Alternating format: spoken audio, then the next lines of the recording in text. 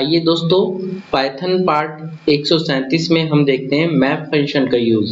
चलिए देख लेते हैं दोस्तों।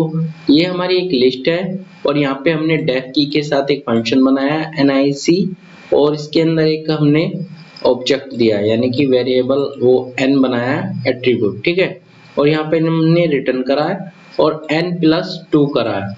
मैप क्या करेगा दोस्तों, हमने क्या चाह रहे हैं, हम 10 में मतलब ए के जो ये एलिमेंट है लिस्ट में, इसमें दो दो प्लस करना चाह रहे हैं।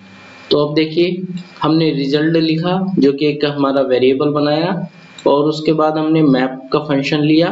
मैप फंक्शन लगा के ब्रैकेट राउंड ब्रैकेट में हमने अपनी फंक्शन ली, मतलब nic जो हमने ये बनाया ना फंक्शन, ये लिया और a लिया, कोमा लगा के a लिया। अब ये क्या करेगा, ये यहाँ से चलेगा और a के एलिमेंट को 1 बाय 1 करके यहाँ लाएगा। ठीक है, उसके बाद हमने यहाँ पे इसको रिजल्ट को प्रिंट कराया, इसका टाइप चेक करा और यहाँ पे हमने फॉर लूप लगाया। चलिए अब देखते हैं ये कैसे रन करता है। जैसे हमने इसको रन करा दोस्तों, तो देखिए इसने सबसे पहले हमें यहाँ से यहाँ तक का चला, तो इसने हमें बता दिया कि ये एक मैप ऑब्जेक्ट है। ठीक है, यहाँ पे एक मैप ऑब्जेक्ट है और इसका क्लास क्या है, मैप है, जो कि हमने यहाँ पे चेक करी है। ठीक है, तो उसके बाद हमने यहाँ पे फॉर लूप लगा दिया है। फॉर लूप चला तो इसने एक एक एलिमेंट को पहले ये ए में से 10 लाएगा और 10 में 2 जोड़ के हमें यहाँ देगा 12, इस तरह से चलेगा।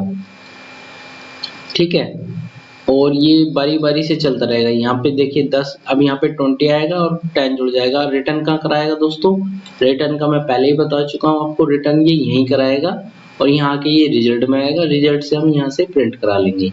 ठीक है दोस्तों, चलिए अब नेक्स्ट देखते हैं। नेक्स्ट में क्या है दोस्तों, नेक्स्ट में हम क्या करेंगे, पहले इसको रन करते हैं, उसके बाद आपको समझाते हैं। तो देखिए नेक्स्ट में हमने क्या करा दोस्तों, यहाँ पर तो हमने फॉर लूप लगा के दिखा दिया इसको एक्सट्रैक्ट करके। यहाँ पर ये जो दिया है, ये इसने मैप ऑब्जेक्ट वगैरह दिया है, लेकिन यहाँ पर हमने क्या किया, यहाँ पर हमने लिस्ट लिख दिया इसके आगे, मैप के आगे।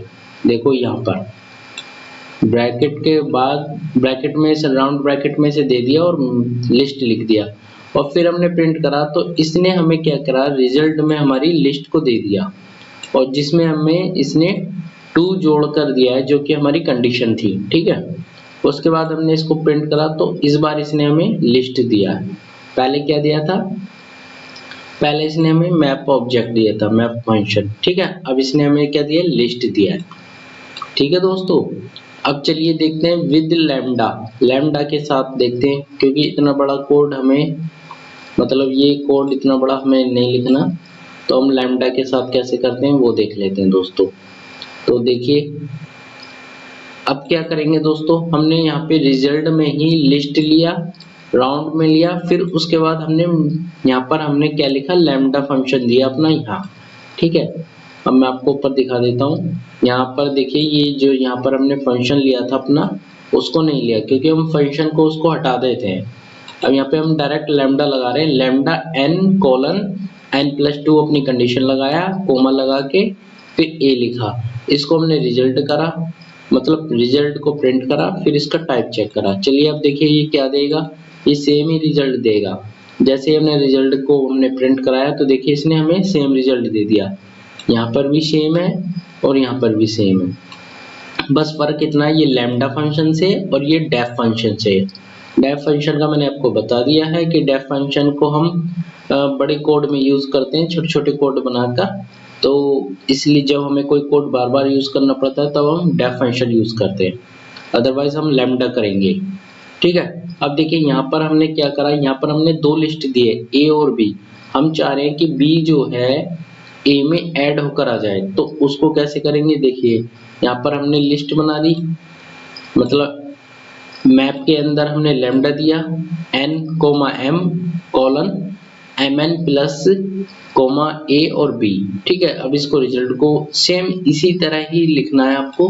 अब इसको हम प्रिंट करा देते हैं, रन करते हैं, तो देखिए 10 में 1 जोड़ेगा तो कितना आएगा, 11, 20 में 2 जोड़ेगा तो 22, 30 में 3 जोड़ेंगे तो 33, और इसी तरह हमारा आंसर आ जाएगा दोस्तों। ठीक है दोस्तों, ओके, थैंक यू।